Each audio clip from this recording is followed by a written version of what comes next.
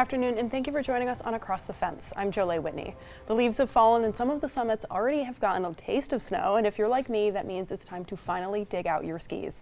I've been skiing since I was very young, and some of my best and chilliest memories are on the mountain. And to talk about my favorite time of year, we've invited the ambassadors for Vermont's nearly 50 alpine and cross-country ski areas.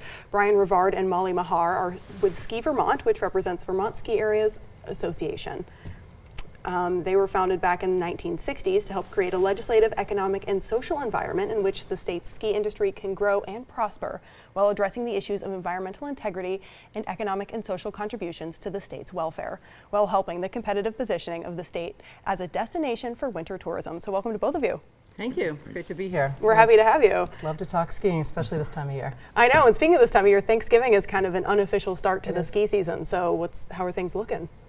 Well, as you mentioned, we did see an early taste of winter with snow in the mountains last month, and that got everybody excited for the winter ahead. We've had some milder weather, so we're waiting for that weather to turn. It looks like we'll get some colder weather in the next couple of weeks, which is great because the ski areas need to really start making snow in earnest.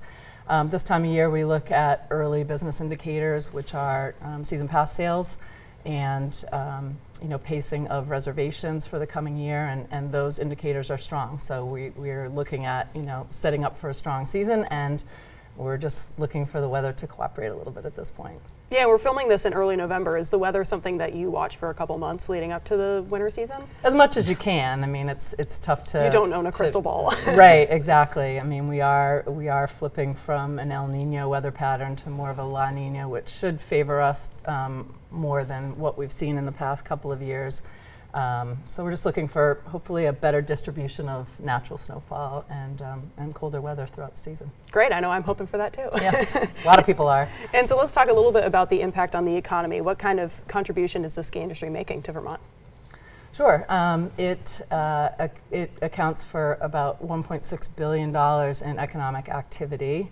The bulk of that is direct skier spending, which is about just under $1 billion, and that is approximately a third of the tourism, just under a third of the tourism spending that comes into Vermont for the whole year. So that number is at about $3.2 billion. So, and it's particularly important to a lot of our rural communities where a lot of the ski areas are located. That skier traffic really helps support jobs year-round, support businesses year-round. So it is really important to our state. And it seems kind of counterintuitive, but the weather in maybe Massachusetts or New York will often have an impact on Vermont skier traffic. Why is that?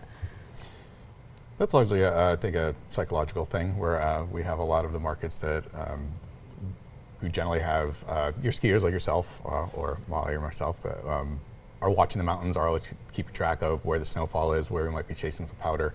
And you've got your casual skier that is really important in those markets that might not necessarily be looking for keeping their eye on the weather at that level. And it's a great reminder that there is snow happening right now.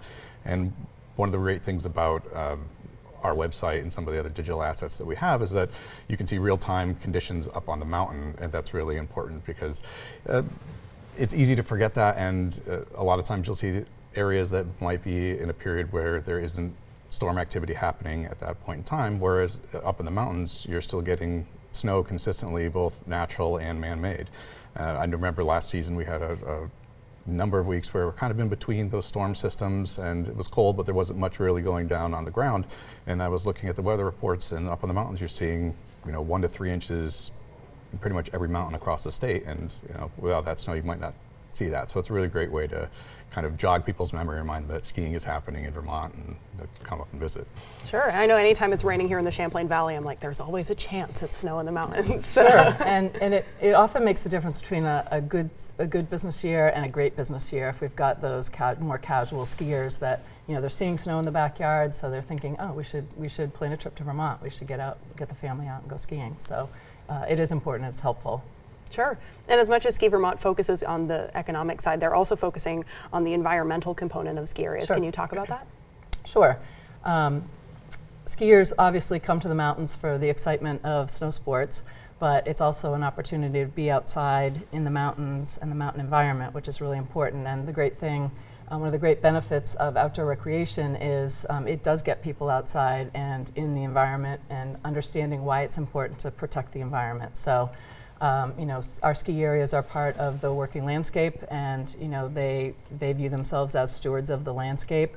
They're looking at things like wildlife habitat, vegetation management planning, that type of thing, which those two things kind of go hand in hand. But it is a really important part of what we do, and a lot of focus recently has been on efficiency and carbon reduction. So, projects like using renewable energy. We're seeing solar and wind power for maybe it's not powering all of the ski area's needs, but partially. Things like waste heat recapture, being able to heat buildings with heat that's coming from other processes. Ski areas are looking at geothermal projects to be heating and decarbonizing their operations that way. We work closely with Efficiency Vermont. The ski areas work very closely with Efficiency Vermont for the past quarter century, executing more than 750 projects to make sure that their operations are as efficient as possible. And what's the other thing I'm forgetting, Brian? I think it's EVs, EV right? charging. Yes, EV Yep. charging. Just making sure that people can take advantage of clean transportation when they're getting here. And that also goes hand in hand with what the state's doing with charging infrastructure. So our ski areas have more than 135 on-resort chargers, but people need to know that the state has a good infrastructure for charging, Sure. and I think Vermont has done a good job with that. Yep. Some of our states surrounding us are behind us there, and that's really a tourism advantage for us. Great, and we'd be remiss if we were talking about the environment and we didn't touch on flooding a little bit. So how's the flooding from the last 2 summers impacted the ski industry? It definitely has had an impact. I mean, we're seeing climate change impacting us not only in the winter but in the summer. 2 summers ago, there was a lot of flooding down in the Magic and Londonderry, the Okemo, Ludlow, and Killington areas. There was quite a bit of infrastructure damage that happened, and then flooding in those communities, as we well know. And then last summer, it was a little bit further north. The Mad River Valley got some of that, Mad River Glen, and then the Bolton Access Road sustained quite a bit of damage. That it's very expensive to rebuild that, and so those ski areas would much rather be putting that money into improving snowmaking and new lifts and things like that versus having to rebuild roads and things like that. So Sure. We're seeing really the impacts of climate change in the warmer months, as well as traditionally what people would think of as winter impacts for us. Yeah, and speaking of that, when the weather's a little bit warmer, how are mountains compensating? Well, they've really made an effort to expand its kind of year-round operations and other activities. We've seen a lot of areas that are doing, obviously, some have golf courses, but you'll see like wedding planning, other opportunities there, summer camps. Obviously, mountain biking is a big component there as well. And a lot of just more community functions to kind of round out that year-round activity and possibility to continue driving revenue throughout the year for the staff and the surrounding communities. So it's just kind of an all hands thing of Sure. seeing how else we can use that infrastructure in those areas to continue getting people to come visit. We were talking about this a little before the show started, but snowmaking is also a big part of that, isn't that right? It is, Huge. yeah, and our ski areas have been very proactive in investing in the latest technologies, which are much more energy efficient than snowmaking used to be. So our ski industry in this state are national leaders as far as efficiency in snowmaking goes, and we also have the ability to cover 85% of our total terrain, which no other state can really touch that. So we obviously love natural snow and we can get that, but snowmaking really is a resiliency tool for ski areas and their communities, frankly, because they rely, those communities rely on that skier traffic coming in for the economics and to support those jobs during the winter. So it's very important. We've talked a lot about alpine here, but can you talk a little bit about kind of the cross-country skiing landscape that we see here in Vermont? Sure. Okay. Go ahead. No, we saw a huge resurgence in the cross-country skiing activity after the pandemic, and we've seen a lot of that kind of continue on throughout the most recent seasons. There's been a lot of work to kind of hedge the bets a little bit, similar to using snowmaking in alpine. So mostly, a lot of the ski areas don't have, or the cross-country ski areas don't necessarily have snowmaking, so you're seeing a movement towards kind of following the alpine in that regard, where you can use a little bit of snowmaking to supplement some of those high traffic areas and kind of continue on the season that way. And again, the great community centers, so we're just seeing a lot of rallying around the community. There's been some work to kind of again, help implement some of that snowmaking, so those snowmaking projects for the community as a whole. So just a large active community, still very popular, and I think still a draw out of state just as much as alpine. Expanding activities as well, like fat biking, things like that, and then also expanding into being outdoor centers year-round and not just focused on cross-country skiing.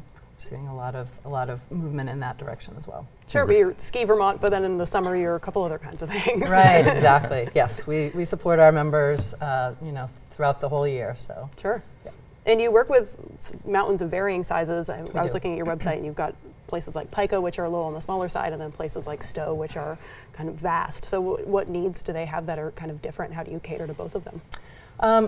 For sure, we do have varying amounts of resources that our ski areas have. We've got the small community areas, like you mentioned, and then some of the largest resorts on the East Coast. So, but there are a lot of commonalities in terms of we work to support them in terms of building the skier and snowboarder community, and then also safety education. I mean, certainly safety is extremely important in ski area operations, but there are a lot of inherent risks in the sports as well, and so making sure that folks that are participating in those sports are aware of your responsibility code and making sure that they're being good neighbors, so to speak, on the slopes, and everybody can have a safer day. And we do have a lot of great safety resources at skivermont.com that people can check out as they're getting ready for the season. Sure, no matter where you're skiing, you better do it safe. That's right. All right, thank you so much for joining us today. Absolutely. Yeah, thank you. For all things skiing and Vermont, you can visit their website at skivermont.com, and there you'll find conditions, trip planning, and deals throughout the season. And that's our last run today. I want to thank the crew behind the scenes here at WCAX who makes our program possible. I'm Jolie Whitney. This is Across the Fence. Have a good one.